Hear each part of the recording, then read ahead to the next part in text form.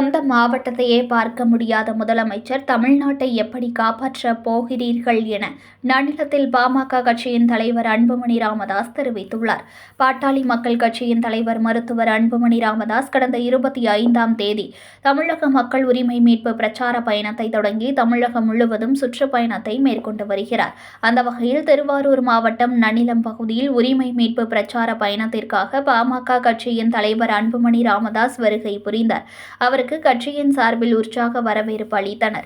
அதனைத் தொடர்ந்து Nannilam petrol bunk முதல் பேருந்து நிலையம் வரை மேளதாளங்கள் முழங்க, முன்பு குதிரைகள் நடனமாட உரிமை மீட்பு ரோட் ஷோவில் கலந்து கொண்டு பேரணியாக சென்றார். அதனைத் தொடர்ந்து பேருந்து நிலையம் அருகே உரையாற்றினார். அப்போது அன்புமணி கூறுகையில், இந்த திருவாரூர் மாவட்டத்தில் யார் பூர்வீகம்? இது கலைஞருடைய குடும்பம் பூர்வீகம். இந்த மாவட்டத்தில் 4 சட்டமன்ற தொகுதியில் இருக்கிறது. இங்கு 4 சட்டமன்ற தொகுதிகள் இருக்கின்றன. இங்க 4 தொகுதியிலும் திமுக டெபாசிட் இழக்க வேண்டும். இந்த மாவட்டத்தை எப்படி வைத்திருக்க வேண்டும்? எவ்வளவு தொழிற்சாலை, வேலைவாய்ப்பு, விவசாயிகளை பாதுகாக்க வேண்டும். இந்த மண் டெல்டா களஞ்சியம், சோறு போடுகின்ற மண்.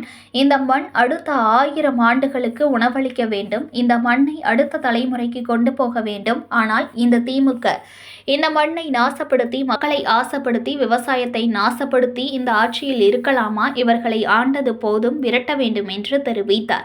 சொந்த மாவட்டத்தையே பார்க்க முடியாத முதலமைச்சர் தமிழ்நாட்டை எப்படி காப்பாற்ற போகிறார்? தமிழ்நாட்டு மக்களை எப்படி முன்னேற்றுவீர்கள்? நான் கேட்பது நியாயம்தானா? எவ்வளவு ஒரு மோசடி! இந்த மாவட்டத்தில் ஒரு மருத்துவக் கல்லூரி ஒன்று உள்ளது. இது எவ்வளவு மோசமாக உள்ளது தெரியுமா? நோயாளி தீவிர சிகிச்சை பிரிவில் ICUவில் அட்மிட் பண்ணுவாங்க. ஆனா இந்த ஹாஸ்பிட்டல்லையே ICUல இருந்தா என்ன பண்ணலாம் அப்படின்னு தான் இந்த மருத்துவக் கல்லூரி தீவிர சிகிச்சை பிரிவில் உள்ளது. இந்த விவசாயிகளின் முதுகெலும்பை உடைத்து உருக்கி நாசப்படுத்தி வருகிறார்கள். இந்த மாவட்டத்தில் தொழில்துறை அமைச்சர் இருக்கிறார், ஏன் தொழிற்சாலை அமைக்கவில்லை?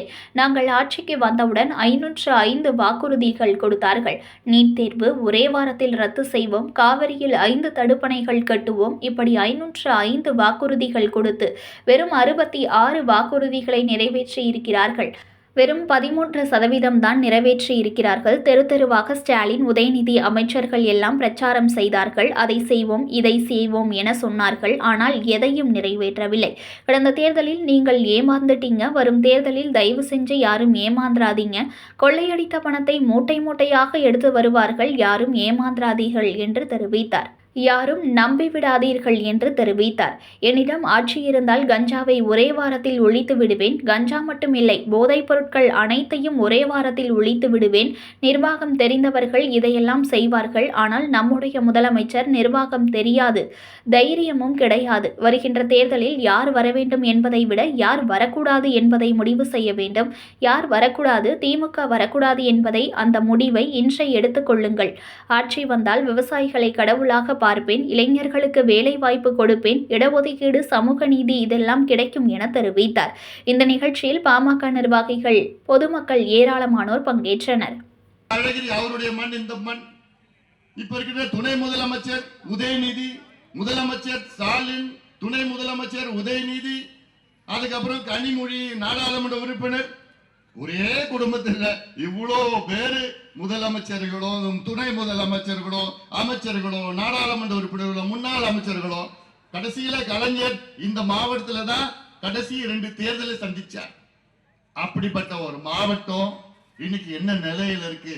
இங்க இருக்கின்ற மாவட்டத்தில் உள்ள என் தம்பிகளும் தங்கைகளும் வேலை இல்லாம துபாய், மலேசியா, சிங்கப்பூர், மிடில் ஈஸ்ட்ல போய் அங்கங்க வேலைக்கு போயிட்டு இருக்கிறான். அவன் குடும்பத்தை பார்க்க முடியல. வாரம் பார்த்தா போன்ல பார்த்துட்டு இருக்கிறான். கான்ஃபரன்ஸ் கால், வீடியோ கால்ல தான் அவன் பொண்ணு பையனும் வளரத்தை பார்த்துட்டு இருக்கிறான். 5 வருஷம் ஆகுது, 10 வருஷம் ஆகுது. என்ன ஏன்? இந்த மண்ணுல பிறந்தது பாவமா? இந்த மண்ணுல பிறந்தது பாவமா? இது நான் சாதாரண பிரச்சனை கிடையாது. இது மிக முக்கியமான பிரச்சனையா நான் பார்க்கிறேன். நான் அதற்கு மேல விவசாயம் செய்யவும் முடியல.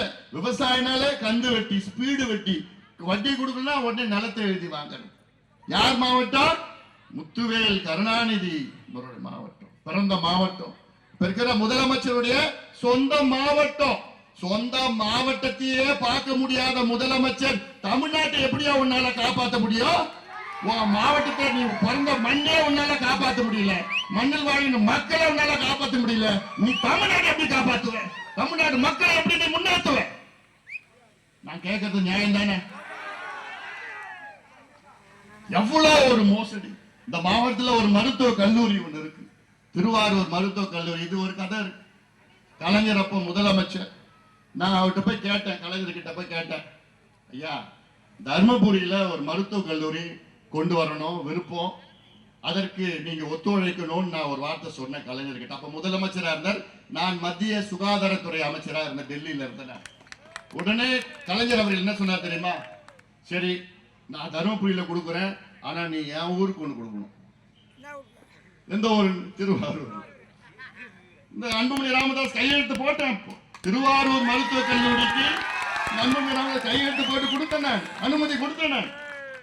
அதன் பிறகுதான் தர்மபுரி மருத்துவக் கல்லூரி அனுமதி, ரெண்டுத்துக்கும் நான் அனுமதி கொடுத்தேன் நான். அப்படிதான் வந்தது அந்த மருத்துவக் கல்லூரி. ஆனால் இன்னைக்கு அந்த மருத்துவக் கல்லூரியுடைய மருத்துவமனை என்ன நிலைமையில் தெரியுமா இருக்கு? அதாவது ஒரு நோயாளி தீவிர சிகிச்சை வேணும், ரொம்ப மோசமான பேஷண்ட் இருக்கிறாங்கன்னா அவங்க ஐசியூல போய் அட்மிட் பண்ணுவாங்க. ஐசியூனா தீவிர சிகிச்சை பிரிவு. ஹாஸ்பிட்டல்ல போய் ஐசியூல போய் அட்மிட் பண்ணுவாங்க நோயாளியை. அந்த ஆஸ்பத்திரியே ஐசியூல இருந்துன்னா என்ன பண்ணலாம்? ஒண்ணும் பண்ண முடியாது. அப்படிதான் திருவாரூர் மருத்துவ கல்லூரியில் மருத்துவமனை ஐசியூல இருக்குது, இன்னைக்கு தீவிர சிகிச்சை பிரிவுல இருக்கு, 3 நிலையில இருக்கு.